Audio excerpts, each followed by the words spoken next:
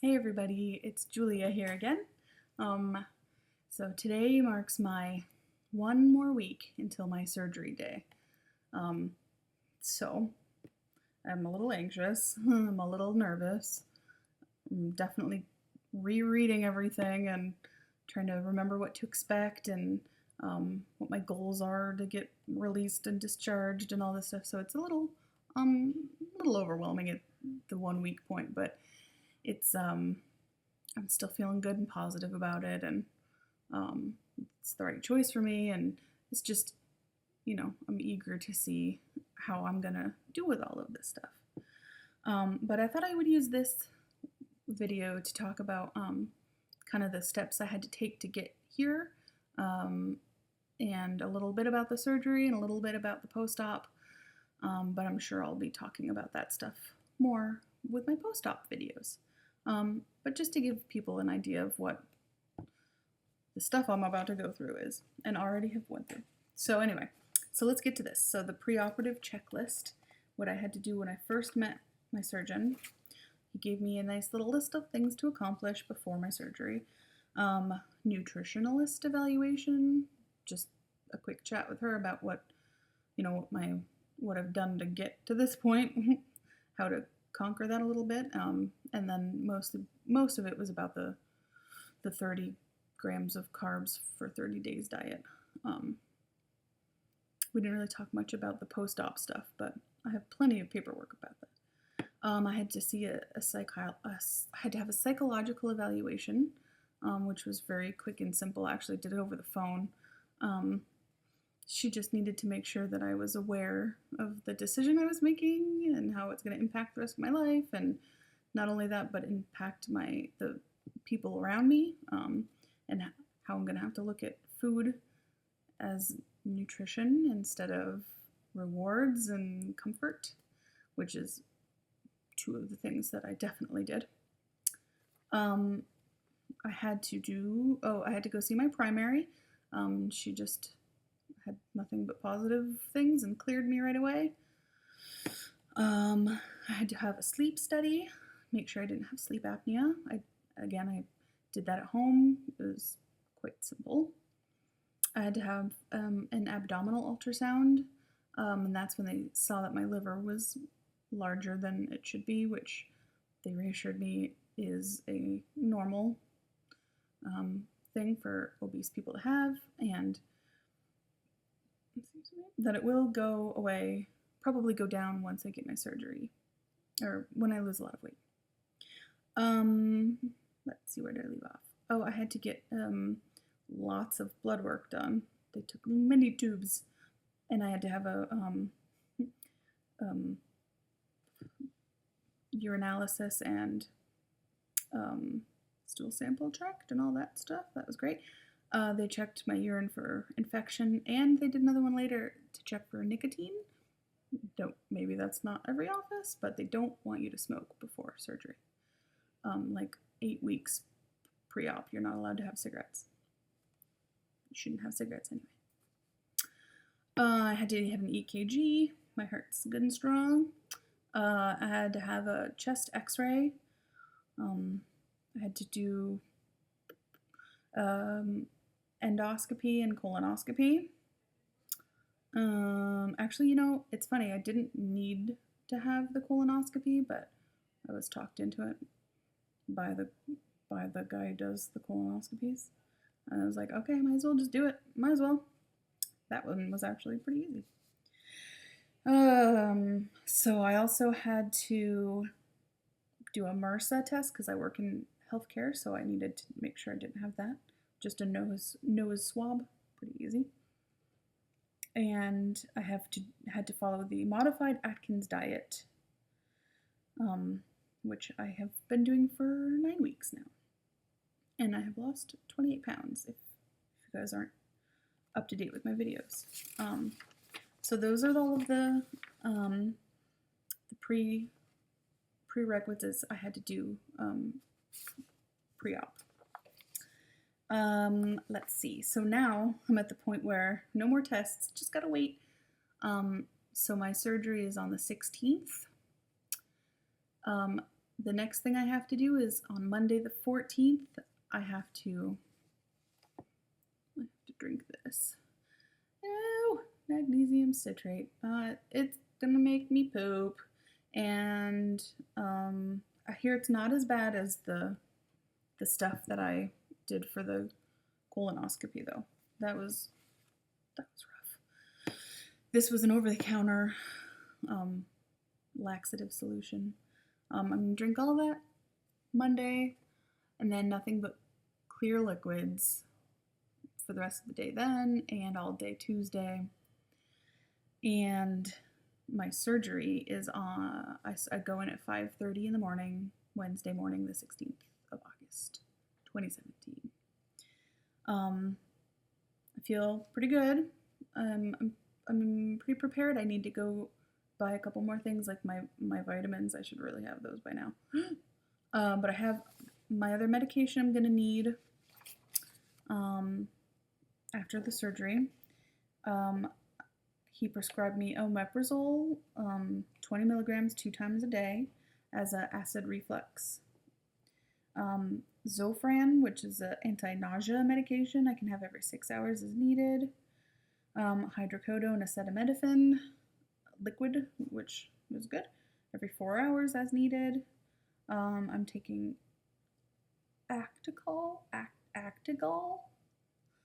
for an for gallstone prevention, but I don't take those until I start my puree food phase. Let's see. Oh, and I've got some liquid Tylenol, just like the kid stuff. That's what the pharmacist told me. He's like, yeah, there's no real adult liquid. You just gotta get the kid one and drink a little more. And Miralax, because we all know that pain meds make you constipated, and you don't want to have the extra pressure in there. So, okay, so that takes care of the rest of, that's all I have to do before my surgery day. So a little bit about the, oh, and I bought this too. I have to cleanse my body with this soap before surgery day, the night before. So there's that too. Okay. So a little bit about what I'm getting done. So I'm doing it's called RNY gastric bypass surgery, and it's reconstructive surgery. I'm gonna put a little chart here, picture here, so you can see. It's where the stomach is altered and divided into a small upper pouch. So they make this small upper pouch. I think they use some of my intestinal skin. I don't know. And that little pouch is where my food is going to be sitting until it passes through. They make it so small so that it doesn't take as many bites of food, obviously, to feel full. And so they make it that small pouch, and they also keep the stomach as a bigger pouch.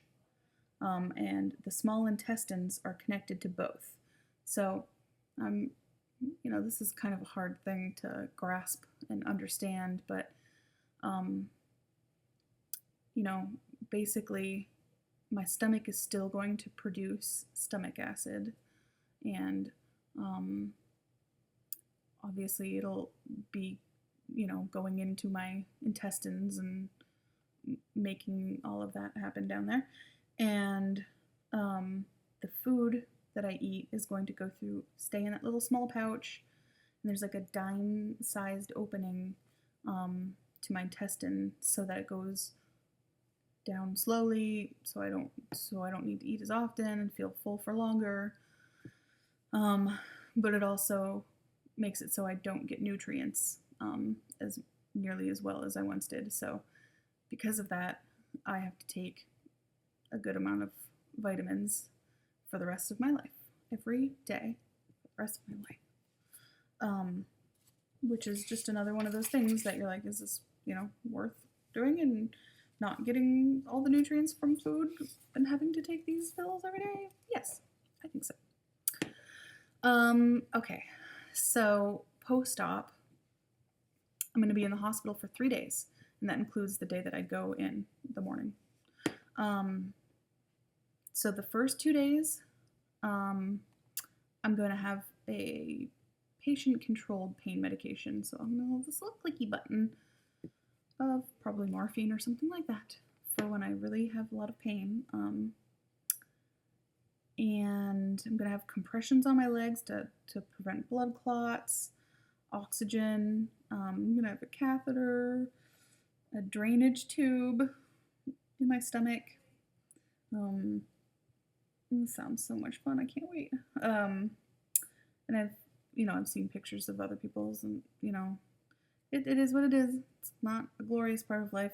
It's not going to be fun to look at. Just won't look at it. I'll leave that to the nurses. I think those come out, like the catheter and the drainage tube come out, I think the next day. I'm not positive on that. They actually say they want you to walk the evening of the surgery, and I don't think they're going to make me walk with a catheter or big drainage tube. I don't know. But I don't think those stay in for too long. I think those are the next day taken out. I can't eat anything the day of my surgery. The day after, I can have clear liquids for the next 2 days. The third day, I can have a full liquid diet, but no acid like juice or coffee for like a few weeks after. Coffee. But this is when I start my protein drinks. So basically, as soon as you get home, you need to start drinking protein drinks. And there's lots of different ways to get protein. Protein is super important though at this stage, especially because it's going to help you heal. It's going to help give me energy that I'm not going to have because I'm not going to be able to eat food for like a week. And it helps heal. It helps, helps your muscles, and because you're not going to be, super important. So they want you to get, I think I said 80 grams of protein per day, which even the doctors say they understand is almost impossible. So that'll be fun. But I got these. I've seen a lot of people, other people on these videos use Premier. It's got 30 grams, which is good. They taste okay to me. And I also read that you can add things like sugar-free powders, sugar-free syrups. You can add things to your drinks to make them a little more tolerable. But that's, as soon as I get home on day 3, I'm supposed to start trying to get 80 grams of protein a day. I'm also need to take vitamins the day I get back. I have to take Centrum chewables 2 times a day. I have to do calcium citrate chewables, 1,000 milligrams, and they're not to be taken at once, I hear. I have to split that up throughout the day. Vitamin B12, vitamin B50 complex, and iron. I have to take all of those every day. And it's, I don't know, it's gonna, my little pouch is gonna be full of liquids and stuff, and it's gonna be interesting. I've always had trouble having vitamins, and they make me feel a little sick and stuff, so we'll see how that goes. Any tips with that, I would gladly love, if you guys have found some that work for you or whatever. So eating, the first week is just the liquids. Week 2, I can start purees if my doctor says it's okay, and if I feel okay doing it. It's always eat protein first. So, pureed meats. I have all these like section of how to eat pureed meats and make them taste decent. Can't wait to try. But also, this is like the baby food stage. I'm just gonna get those little baby food pouches I used to give my son. Seems fine. Seems like a good idea to me. This is the stage where the quote is, if you can chew it, don't do it. So, no chewing, just easily swallowed pureed foods. I have to eat 3 pureed meals a day and drink protein drinks in between. And I'm not allowed to have any liquid 30 minutes before or 30 minutes after each of those meals. And I'm supposed to get 32 ounces of water for the first like couple weeks, and then gradually work my way up to 64 ounces. So it's like, I've seen so many people struggle with this too. It sounds very difficult to get all of that in my little pouch every day. So we'll see how that goes. But also the 3 pureed meals a day, the meals are 1 to 2 tablespoons of pureed food. So that helps if you put that in perspective. But it's important at this stage too to get, like green vegetable puree and meat puree, and it's only going to make you feel better if you eat better. So I think that's an important stage. So then week 9. Wait, skips from week 2 to week 9. Week 9 is when I'm allowed to try soft foods. And that kind of speaks for itself. Cheese and soft meats and fish and eggs, and I could go on, but I won't. So that's just a little glimpse into what I'll be eating and stuff. And they say no sugar. Sugar equals dumping syndrome. That pretty much is what you think it is. It's an intolerance to sugar. And actually my doctor said it's not the sugar, it's what the sugar does to your hormones. But a lot of people have like an intolerance to sugar afterwards, and they have uncontrollable diarrhea and pain and gas, and so it's a good motivator to stay away from sugar. But also, I also heard from other people that they don't have any intolerance to sugar afterwards, and they wish they did because now they want a sugar. So I'm just gonna stay away from sugar. I am super paranoid about vomiting and nausea. I hate it. So I'm gonna do my best to not feel sick. And some possible complications that could come after this are among a few more, I'm sure, but nausea and vomiting. It's pretty obvious why that would be one. Hair loss. I think a lot of people struggle with this, and it's the lack of nutrients, and it's kind of to be expected, I think. Lactose intolerance, constipation. Those are all, like more of the common issues, and those might go away over time, and it really depends on the person. I've seen so many people be totally fine after the surgery, and they are back to work within a couple weeks, and eating small amounts, and they feel fine, and it works great, and they just eat small amounts, and they're fine. And some other people have issues eating afterwards, and they feel sick a lot, and I know everybody is different, so I'm just, eager to see what it's going to be like for me.